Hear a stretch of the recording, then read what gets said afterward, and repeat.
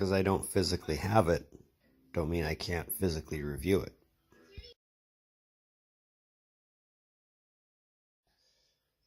Episode 5. Trev's review show here on Trev TV. Yeah, I know 2 review shows in a row. We're on a roll, right? I'm a Trev. Y'all know that. Thanks for tuning in. Glad you're here. Now that I've got my first movie review under my belt, I'm going to try my hand at an album review. And it's a shame I didn't discover this album sooner, and it's a shame I didn't record this video sooner. Because if I would have done this as a first reaction video, it might have more of an effect as far as, like, I don't know, overall showmanship would have went. But as I said in the last review video, which I only filmed not even 12 hours ago, I've been listening to this album for the last 6 days consecutively. Not like wake up, listen, go to bed, listen, but like 8 hours of my workday, listen. Whenever I get a free chance at home, listen. I'm talking about Mayhem and their De Mysteriis dom Sathanus album. Now, I don't physically have the album yet. It's coming in this week. Well, next week, because it is only Saturday. But as soon as I heard it, I bought it. But anyway, we're reviewing this. I'm going to go over some of the need-to-knows before I get into actual song-by-song breakdown. And yeah, we'll go from there. So just starting off with a brief cast of characters and a bit of a background behind this album. You got Attila on the vocals. You got Euronymous on guitar. You count uncredited, obviously. Go back. I wasn't done. Sorry, I pushed the forward button. Varg Vikernes, or Count Grishnak, on the bass. You got Hellhammer on the drums. Lyrics, they don't say to which songs, but right off the top, I can think of, or I can see 5 that you can credit to Dead for writing the vocals, and I'll explain why Dead wasn't the vocalist if you don't know the story. And Blackthorn, who wrote some of the lyrics and guitar riffs. They don't say which ones. But the background to this record. Recording began sometime 87, 88, 1987, 88, depending on the source. You know, some people say they started it in 87, some people say they started it in 88. In 1990, they recorded some of the demos for it, and I've heard some of the tracks with Dead on the vocals, and they're alright. Actually, they're better than alright. They're really good. Really, really good.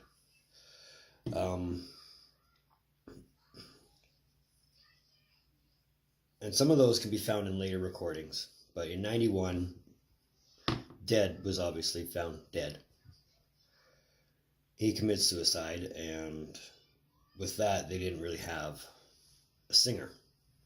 And after the fact, Necro Butcher had quit playing the bass, so they wrote a bass player. That's where Attila and Varg come in. So 91, they finished the album. 92, 93, they were recording it.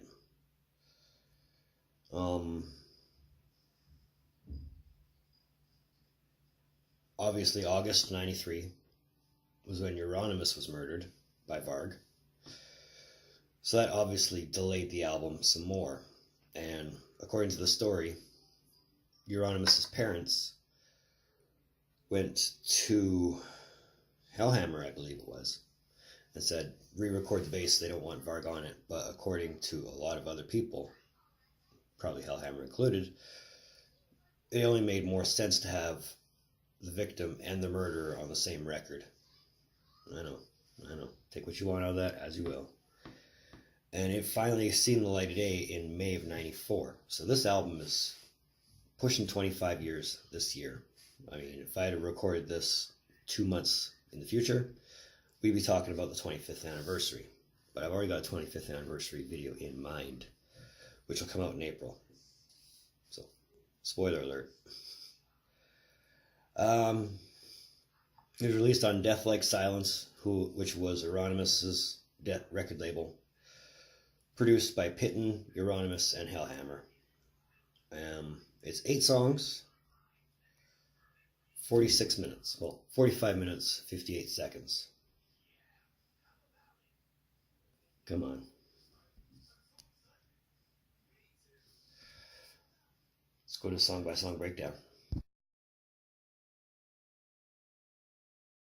So just a disclaimer, if you are spoiled by really good quality, check out the live version of this album before you check this one out. Off the initial start, the blast beats kick my ass. We're off to a flying start, and that's a great thing. Ultimately, my biggest concern was I wasn't going to connect with the album initially, but when you start off like this, yeah, it's not a bad thing at all. The thing I like about this one is the riffage flows together. You start off really strong, really fast. You come to a nice, kind of almost, I guess you'd call it the calm before the song, because it's a simple riff and it flows nicely. And then coming into the main song itself, I don't know if I've ever mentioned, I'm in love with double bass.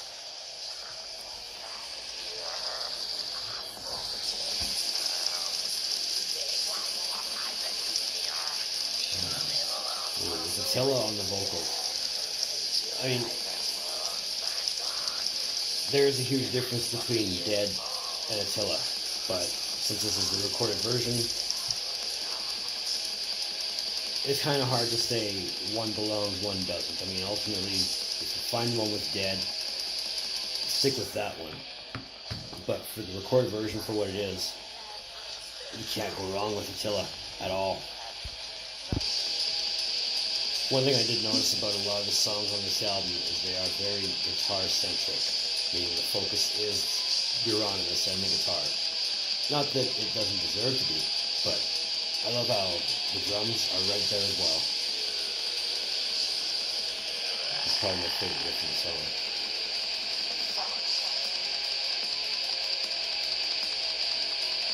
When I first listened to it, that threw me off. I thought there was going to be moments where they were going to be off-timed and it just wouldn't flow, but it connected nicely from first listen to what I think of it now. Like, there's no difference. It flew in so well that it threw me off guard, but I caught myself back. It's like, okay, this kicks ass. Moving on to Freezing Moon.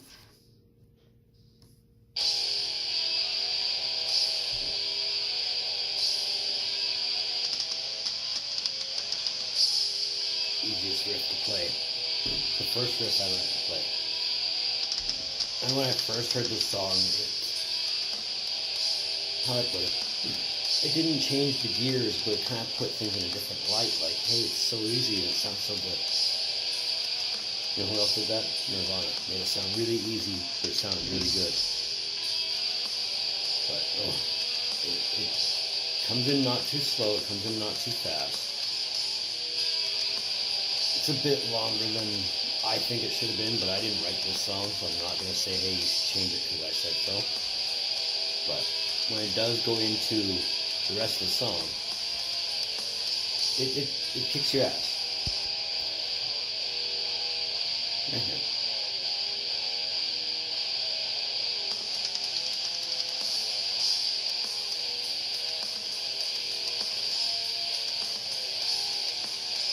Drums. Oh my god, drums. Probably a big ass drum kit and everything was used.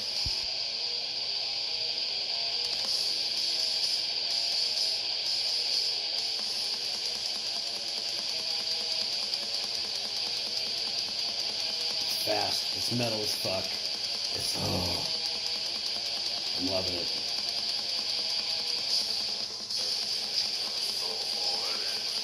Again, dead on the vocals would have been a nice thing to add in. Like, I don't know, if I was going to make this album, whatever I had of dead I'd put on the album, the rest would be Attila, but Attila does this one nicely too. I mean, a lot of people I read and a lot of the comments give Attila a lot of shit, but really, with what was available at the time, I'm sure this works perfectly for the album, for the songs. Why complain?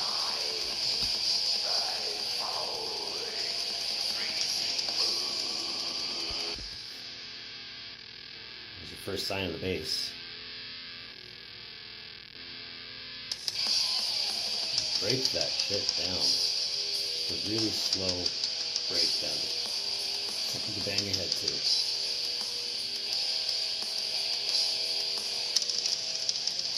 I don't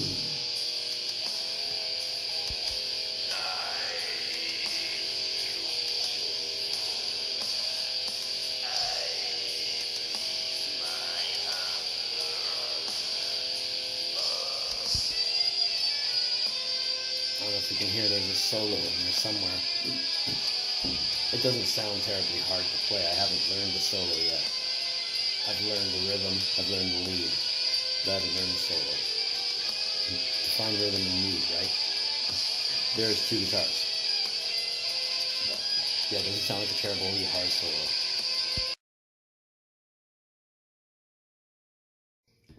Moving on, Cursed in Eternity. Again, riff heavy. It's not a bad song. Like, I mean, there's not really one bad song on this album. But there is songs that I will skip to get to the next song. Unfortunately, this is one of them. And again, it's not because it's a bad song, it's just because there's other songs I want to hear first. But I mean, you could call it good filler. It has its place on the album. I mean, there's another one written by Dead. I think it was written by Dead. Vocally, anyway. And yeah, it has its place on the album, so you can't deny that.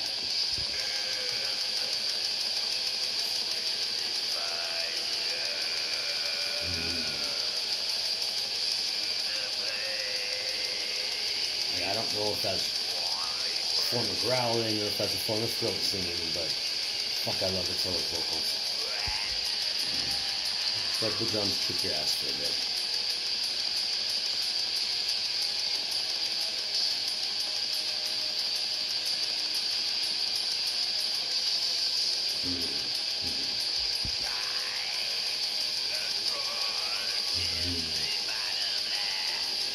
See, it flows again. But if anyone, Euronymous has a good writing skill for making shit flow. And more drums. Lots more drums.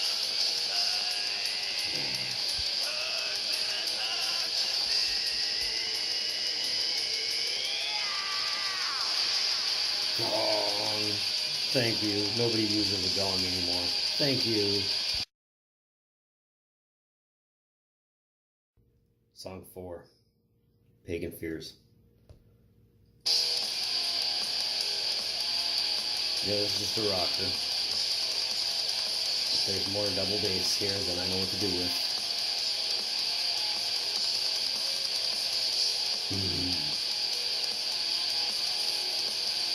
It would have been fine to me if these were all instrumentals. Like, I'm in love with the music more than anything.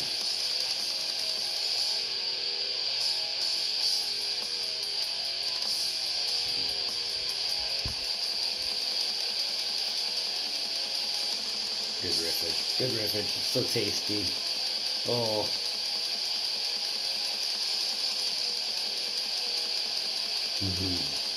This hits all the levels for me. All the levels.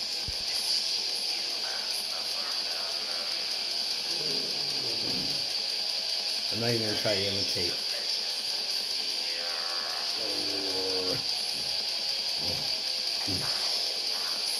Maybe it's because he's Hungarian. Maybe. You got a Hungarian and 4 Norsemen on one record. There you go. Food for thought. Dead was Swedish, so I mean, if that tells you anything about their roots to metal, they've got it covered.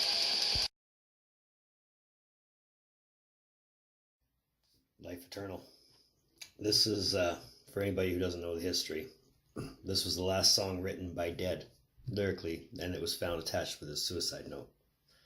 So, I don't know if that should be a background that you should need to know, or if it's just a neat little fact you want to put towards the album. A lot of went into this album. That's just probably the best way to put it.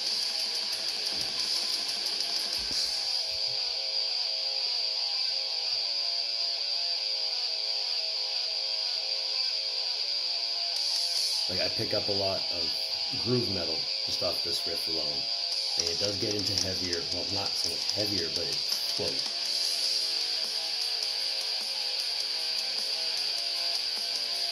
I don't know if the bass stands out well to you, but I'm hearing a lot of bass in this song. Not a bad thing. Bass makes the song go. But, just evidence that the bass is there.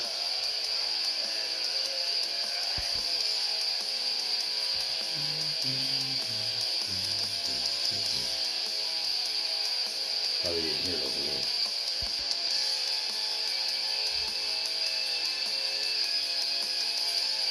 Solo. The solo volume is so low, that you can't really tell if it's a solo or just a spin-off or whatever, but it's in there somewhere. To play on different riffs. So that's not basically just the same song, all the way through from start to finish. Good to include some different riffs in there. Where the solo and the bass line match up.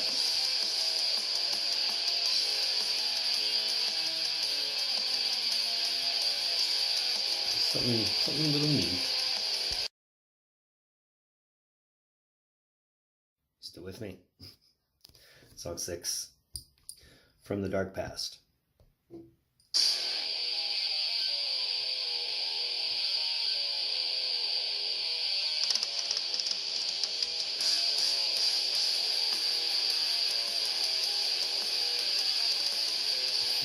This is just like a classically structured metal song to me.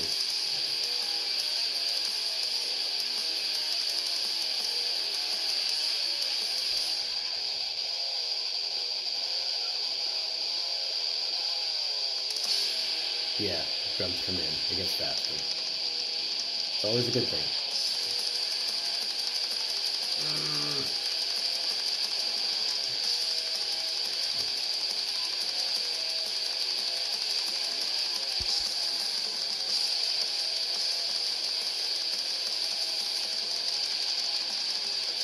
Yeah, I just want to bang my head.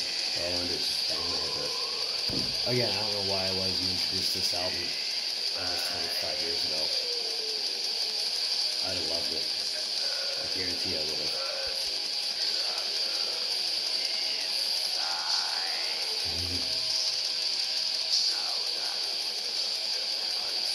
Vocal range. I missed the part where he was yelling. I wanted to catch that, but I missed that.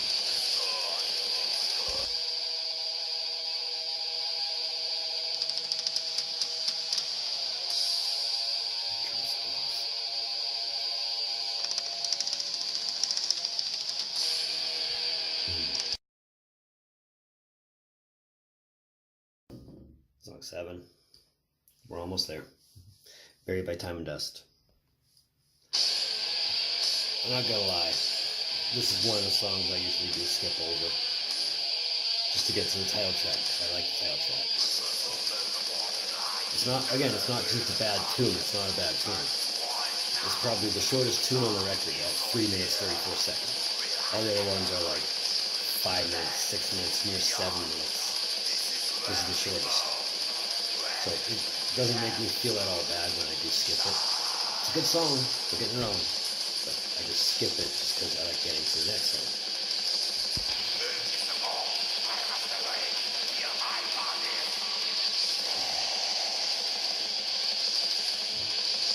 Again, Attila is a genius for this record.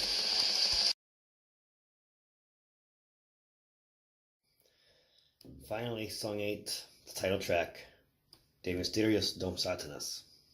If they would have started this with a piano melody that a lot of videos on YouTube actually have put before the start of this song, oh, that'd have been so sweet. It starts off with a really badass riff.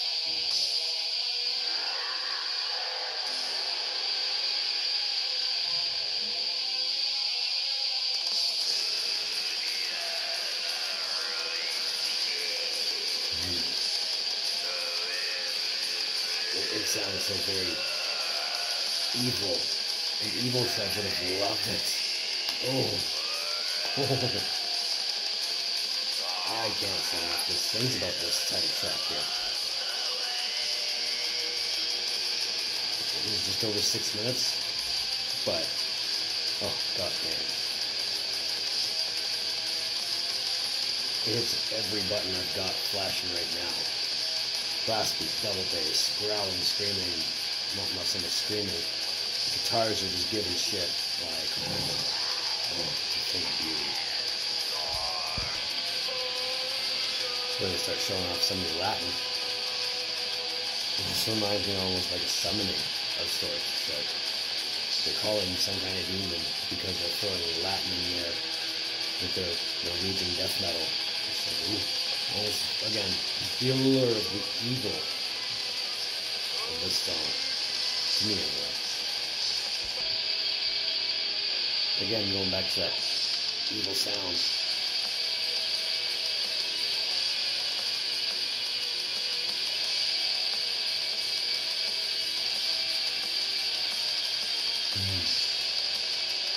That's tasty, that's tasty.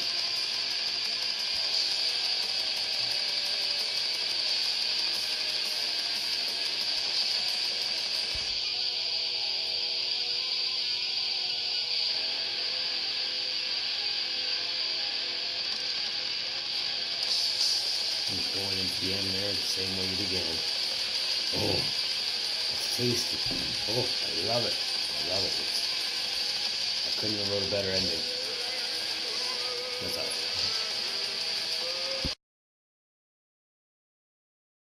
So my initial thoughts, if you're asking. Of course you're asking. That's why you're here, right? Right. I read a lot of reviews going in, or while I was exploring the album, that were saying it was a masterpiece as far as black metal is concerned. And I don't disagree. But masterpiece, that's a hell of a title to throw around. I'm not saying it's a bad record. Not even close to a bad record. But like I view anything that you're going to call a masterpiece as something that I can't skip front, like, at all. Every song has to kick ass. And again, it's not that there was a bad song on this record. There wasn't. There are songs that I skipped though, and I like to base that on my overall grading if I'm going to rate an album. And being I like to keep things, I don't like to gimmick things, not like the Meltzer gimmick where everything that could possibly beat a 5-star rating is going to beat a 5-star rating. I'm going to keep it at a 5.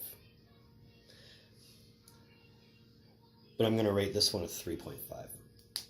Maybe even a 3.75. That close to 4, but nothing less than that. We'll call it a 3.95. How's that? Almost a 4. Almost a 4. Yeah, it's a really good record. Masterpiece? I don't know. I mean, there's nothing really bad about this record. I mean, if you want to chalk up the production value, go right ahead. I've actually started becoming more of a fan of songs that aren't or albums that aren't exactly produced using the $100,000 sound.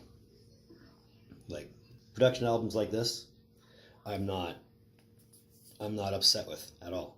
Like They just work so well. And I think in a sense that's what helps this album sound is not so much the lack of production, but just how it's its own sound, and why tamper with it is how I'm taking it out. But all in all, great record. I can say that much. Great record. That was episode 5 of Trev's Review Show. I want to thank you for tuning in to watch. It means so much to me. It always does, always will. I'm glad you guys are tuning in. Give me the thumbs up if you liked the video. If you didn't, give me the thumbs down. Even if you just want to give it the thumbs up just to give it the thumbs up, I'm cool with that. You can find me on Facebook at Trev's TV. You can find me on Instagram at rockstartrev TV. I know I want to do one more video this weekend, probably tonight. And that's more or less just me and Melissa updating the points for a hockey pool. But there will be more review shows, I guarantee it. I mean, now that I've got the first movie under the belt, I've got the first album out of the belt. Or under the belt, sorry. I might want to work on TV shows. And I'll make a video explaining why I'm undecided as to which one to start with. And ultimately, that'll be probably my most interactive video. But we'll get there when we get there. But anyway, in the meantime and in between time, be on the lookout for more videos from the Trev. Later.